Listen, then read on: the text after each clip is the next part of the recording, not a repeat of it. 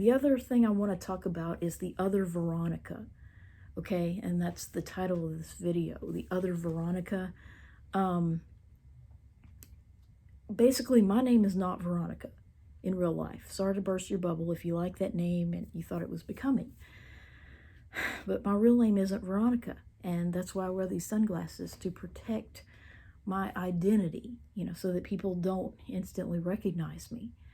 And I'd like to talk about this other girl, or a YouTuber named Veronica. Her real name was Veronica, but she went by Evalion, Evalion, and she was very infamous, for supporting white supremacy and all that, and talking about the H-man and how wonderful he was. And she was a very strange girl, but I see a lot of my younger self in her. Only I wasn't quite so feminine, and, I didn't flaunt my body. I was much more of a tomboy. But I see a lot of my 12-year-old and teenage self in her, because a lot of the things that she was saying in these videos resonated with who I was in the 90s when we studied World War II for the first time. And I'm glad I got out of that, before YouTube ever existed. I'm glad I got to grow up in the 90s where your mistakes were not broadcast on the internet. So I felt a lot of the same things that Evalion expressed in her videos. And it resulted in some of the few fights. I wasn't a rebellious teen, but the few really bad fights between my mom and I, where I was threatening to end my life and I wanted to call the police and I wanted to run away from home, they had a lot to do with that subject matter. So imagine someone with the beliefs of Evalion coming up against a mother who totally didn't approve of that. Imagine if her mom did not approve of that and she were living at home, and the kind of fight that might occur. Well, that's what happened, and it's a lot of stuff that I'm not proud of. I said a lot of things I'm just not proud of. But I'm glad I got out of that. I'm glad I got to become an adult before YouTube ever existed.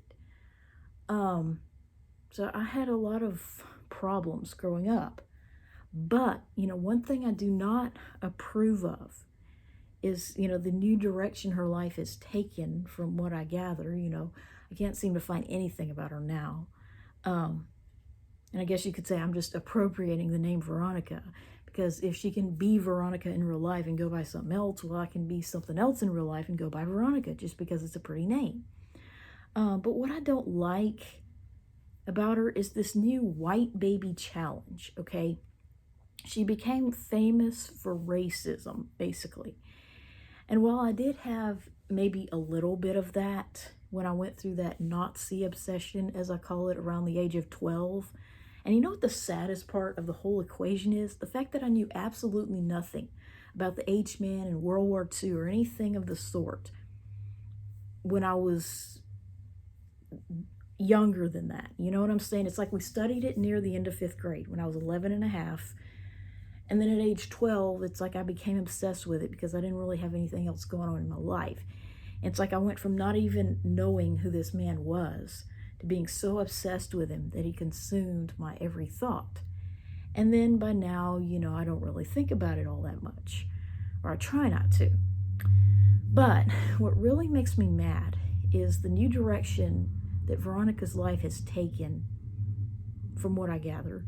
And it's the white baby challenge, or making white babies, and, preserving white culture and all this crap. I do not agree with that. Like I said, I had some of the racism, but that really wasn't my primary focus. I wasn't so much, when I was obsessed with that Nazi stuff, it wasn't so much, that I espoused Nazi beliefs so much as I was just fascinated with Adolf. We'll call him that. My mom said not to ever use his last name in a sentence again, not to ever say that name in her house again. And she had every string of my hair in her hand as she said that. So I never have. But I call him Adolf, because I really would have pissed him off when he was alive. And with me, it was more of a fascination with the man, not so much his beliefs. You know what I'm saying? I was more fascinated with him and his genitals and, all that kind of stuff. Not so much what he actually believed. I didn't so much want to be a true Nazi, or, I didn't want to kill people because of their race or religion or whatnot.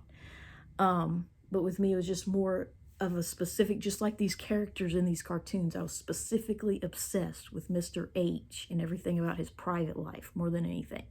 He was like a character to me, like a villain in a cartoon. So anyway, I don't like this white baby challenge because, really, I don't know, I guess maybe I have some racist tendencies, but I'm really not, as I've stated before, I'm not about, propagating the white race or, continuing the white race, because I don't fully identify as a white person per se. I mean, because my eyes are anything but blue. And I don't even feel certain that I am a white person. I just know that's what's on my birth certificate because it was the truest thing that they could put.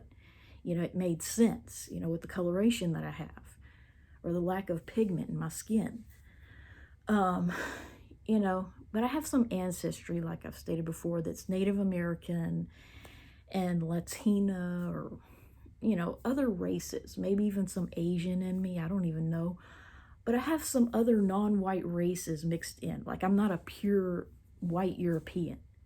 I'm predominantly that, but not 100%. And so, I don't really identify with this 1488 crap and, making white babies and white baby challenge. I don't approve of that whatsoever. I'm not a supporter of that. And so it really makes me mad because it's like, people that make you feel like that's the only direction your life can take, that's all you are as a woman is just a breeder. No. And, I just would never be okay with such a life. Because, as I've stated before, this wanting to be a guy, in my case, was just all about avoiding pregnancy. And it makes me mad because, it's just not something I would ever want to put my body through. I was reading something so disturbing. I'm sure you can imagine how and why I found it. But, this woman was 31 at the time of this posting, which is younger than me. And she was already having fecal incontinence. She was on her 7th child at 31, which, let's say she married around 20. That's about 2 years apart. Sort of like Pastor Anderson's wife. So she's on her 7th child and she's fecally incontinent, probably urinary as well. And that's about the most depressing life I can possibly imagine. So not only does she have to change diapers all day, she has the humiliation of having to wear diapers herself, And it's just awful to even imagine that. And, it's like that's probably where this shame around women's bodily functions comes from, is you shame women out of talking about their bodily functions so that they won't tell the horrors of pregnancy and what it does to those functions. You know what I'm saying? So that girls will project this image. It's like men want to destroy us. You know what I'm saying? They get pleasure out of destroying us. And the more perfect or wonderful or beautiful we are, the more we have to lose. You know what I'm saying? Like if women are just so private about their bodily functions that they don't even tell each other about, their bowel movements and whatnot on a regular basis, then when they get pregnant and they can no longer hold their farts in or their urine, I mean, urinary is more common than the other incontinence, but what I'm saying is that the more pious they are about it, the more uptight they are about it when they're young, the more it's going to hurt when they can no longer be that way. The more of an indignity it will be once they lose the ability to hide it and control it and keep it a secret, and that's why men don't like older women. You know what I'm saying? Because it's like, they don't necessarily have as much control of their bodily functions. They don't have that beauty anymore that they did as a nullipara, or, like a virginal woman that's never had a baby like me. So if they can't destroy you, or if you've already been destroyed, it's like you don't pleasure them because they get pleasure out of destroying a woman. And a young woman has the most to lose. You know what I'm saying? When you're at your peak of beauty and, what have you, you're naive and all that, and you don't know what can happen. Well, I did, I guess I was just more intelligent, and I thank God every day that I was 8.5 by the time my sister came along, so I was aware of pregnancy and everything like that.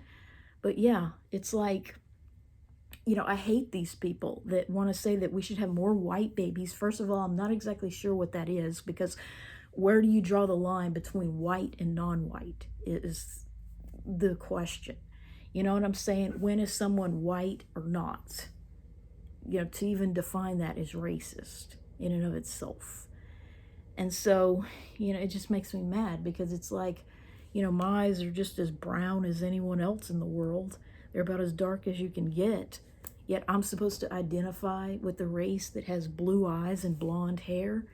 You see, that's what I don't get. What is a white person? So, the white baby challenge is stupid. And therefore, I don't agree with the other Veronica Evalion, or the real Veronica, because my real name is not Veronica. So yeah, I'll hurry up and end this video before it gets to be too long.